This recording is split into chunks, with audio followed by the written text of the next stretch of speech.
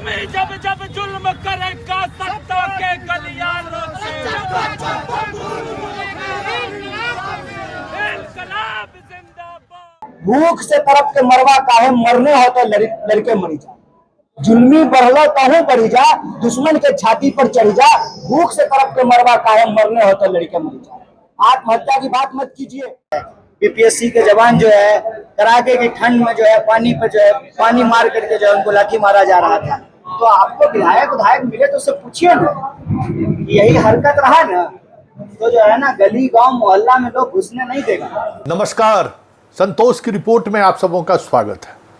और आज हम संतोष की रिपोर्ट में बात कन्हैया के उस तेवर और कलेवर की कर रहे हैं, जो तेवर और कलेवर आपने कार्यक्रम की शुरुआत में देखा है। जी हाँ, आज उनके यात्रा का दूसरा दिन है और यात्रा में जिस तरीके से यूथ की भागीदारी हुई है और जिस स्तर पर यूथ कन्हैया के साथ खड़े दिखे हैं, जात पात धर्म मजहब तोड़ के, सच कहिए तो आज की उस यात्रा की बेचैनी का दस्तक तेजस्वी के आवास पर भी देखने को मिला और सीएम हाउस में भी महसूस किया गया। यूं कहें तो पल पल की जानकारी, भले आज विधानसभा सत्र चल रहा था लेकिन सत्र के दौरान भी सीएम आवास से जुड़े हुए अधिकारी भी और तेजस्वी के साथ रहने वाले लोग भी कन्हैया के इस यात्रा के दूसरे दिन की यात्रा पर खास नज़र फरमाए हुए थे। सरकार की स्थिति तो यही है कि जितनी एजेंसियां हैं सरकार की, गुप्तचर एजेंसी कहिए, जो सूचना मुख्यमंत्री आवास तक पहुंचाने का काम करता है, सारी एजेंसियां सक्रिय थी कि किस तरीके के लोग आ रहे हैं, सरकार को लेकर किस स्तर पर गुस्सा है, छात्रों को लेकर सरकार क्या सोचती है, या जो सरकार जो छात्रों के लिए जो किया है उसको लेकर क्या रिस्पॉन्स है, क्या छात्र वाकई में गुस्से में हैं। इतनी बहाली के बावजूद भी बिहार में नीतीश को लेकर छात्र गुस्सा में है। ये सारे कई इंडिकेटर के साथ सरकार की जो एजेंसियां हैं वो पूरे कन्हैया की यात्रा की मॉनिटरिंग कर रहे हैं। वहीं तेजस्वी खास करके मुसलमानों की उपस्थिति, कहा जा रहा था कि रमज़ान में मुसलमान कहाँ दिखेंगे, लेकिन आज जिस तरीके से घोड़े गाड़ी के साथ घोड़े पर सवार होकर लोग उनके स्वागत में आगे दिखा दिया कन्हैया कि अभी बहुत जान बाकी है। हालांकि दिन भर आज तरह तरह के लोग अटकलें लगाते रहे कि प्रदेश अध्यक्ष गए, ताकि कन्हैया की इस यात्रा की खबर कहीं न कहीं दब जाए। मीडिया का एक वर्ग भी इस कोशिश में लगा हुआ है कि कन्हैया की इस पूरे यात्रा को कांग्रेस के आपसी क्लैश के रूप में प्रदर्शित किया जाए, मतलब दिखाया जाए, उसकी नैरेटिव इस तरीके से सेट किया जाए। वैसे कन्हैया तो हम कहते ही कि भाई सवाल का जवाब देने में तो कन्हैया का जोरा नहीं है। तो ज़रा सुनिए, अब कन्हैया ने आज की यात्रा की शुरुआत में के बाद जब बेतिया में मीडिया वाले से जब उनका आमना सामना हुआ, प्रदेश से खास तौर पर खास तरीके की सवाल करने का आदेश था जिला के तमाम स्ट्रिंगर को। दिल्ली भी लाइन पर लगी हुई थी, दिल्ली वाले एंकर भी थे कि किस तरीके का सवाल कन्हैया से पूछना है। और कहीं न कहीं पूरी मीडिया, इस मेन एक्सट्रीम मीडिया कहीं न कहीं इस नैरेटिव को सेट करने में लगा हुआ था कि इस कन्हैया की यात्रा से तेजस्वी असहज है, अखिलेश असहज है, अखिलेश की विदाई अब होने वाली है। तरह तरह की खबरें इस तरीके से प्लान करने की कोशिश हुई ताकि उसकी यात्रा को उस तरीके से कवरेज नहीं मिल सके। लेकिन जिस अंदाज में कन्हैया ने आज युवाओं को संबोधित किया है और जिस अंदाज में युवाएं उनके कार्यक्रम में शामिल हुए, कई युवा जिनको नियुक्ति पत्र मिल चुका है, ज्वाइनिंग लेटर ज्वाइन करने के लिए घूम रहे हैं, वो ऐसे सैकड़ों छात्र आज पहुंचे हुए थे।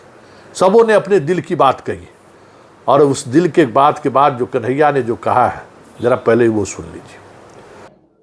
दुष्यंत कहते हैं कि कहाँ तो तय था चिरागा हर एक घर के लिए, कहाँ चिराग मयस्सर नहीं शहर के।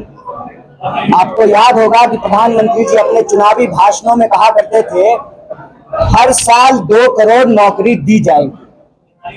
2 करोड़ नौकरी की तो बात छोड़ दीजिए, जिनको नौकरी मिल गई थी, भर्ती प्रक्रिया पूरी हो गई, प्रोविजनल रिजल्ट आ गया, उनको जो है आज तक नियुक्ति पत्र नहीं दिया गया। ये है मुद्दा। बार बार मीडिया के साथियों ने पूछा कि आप यात्रा क्यों निकाल रहे हैं। यात्रा हम नहीं निकाल रहे हैं, यात्रा इस देश का प्रभावित वर्ग निकाल रहा है। कौन है प्रभावित वर्ग? प्रभावित वर्ग वो है भारत दुनिया का हर पांचवा व्यक्ति भारतीय है, नौजवान है, जिसकी आबादी 55% नौजवानों की है। इतना नौजवान देश इतिहास में पहले कभी नहीं था, लेकिन उस नौजवान की हालत यह है, और ये आपका सौभाग्य नहीं है कि आप हमारे साथ हैं। ये समाज का दुर्भाग्य है कि पढ़े लिखे नौजवानों को आज उनकी योग्यता के हिसाब से नौकरी नहीं मिल रही है। और आप बिल्कुल आत्महत्या की बात मत कीजिए।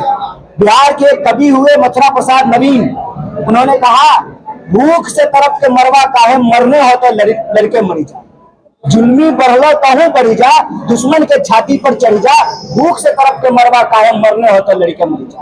आत्महत्या की बात मत कीजिए। लेकिन ये दुर्भाग्यपूर्ण है कि हर घंटे इस देश का 2 नौजवान आत्महत्या कर रहा है। नौकरी एक बहुत बड़ा सवाल है। मेहनत करके विद्यार्थी पढ़ाई करता है। विद्यार्थी ने तो ये सवाल पूछना बंद कर दिया कि हमको डिग्री 5 साल में क्यों मिल रही है, हमको योग्यता के हिसाब से नौकरी क्यों नहीं मिल रही है। जैसे तैसे खिचड़ी खा करके पटना में, बेतिया में, मोतिहारी में, मुजफ्फरपुर में, शिवहर में, सीतामढ़ी में, बेगूसराय में, मुंगेर में, भागलपुर में, तमाम जगह लोग करकट के मकानों में रहते हैं, लॉज में रहते हैं, खिचड़ी पकाते हैं, खाते हैं। क्या बोलते हैं बिहार में उसको, क्या खाए, डीवीसी, दाल भात चोखा खा करके विद्यार्थी जो है पढ़ता है, और जब एग्जाम देने की बात आती है तो प्रश्न पत्र लीक हो जाता है। खुदा न खास्ता अगर प्रश्न पत्र लीक नहीं हुआ, भर्ती की प्रक्रिया पूरी हो गई, तो नियुक्ति पत्र नहीं दिया जाता है। ये यात्रा, आपने बार बार पूछा, ये यात्रा किस लिए है? ये यात्रा अन्याय के खिलाफ न्याय के लिए है। ये यात्रा नौजवानों के ऊपर जो अत्याचार हो रहा है, उस अत्याचार से मुक्ति के लिए है। ये यात्रा संघर्ष की यात्रा है। ये यात्रा समाज में जो व्याप्त नफरत है, जब आप नौकरियां नहीं दे पाएंगे, तभी तो आप नौजवानों को आपस में लड़ाएंगे, धर्म के नाम पर उनके बीच में नफरत फैलाएंगे।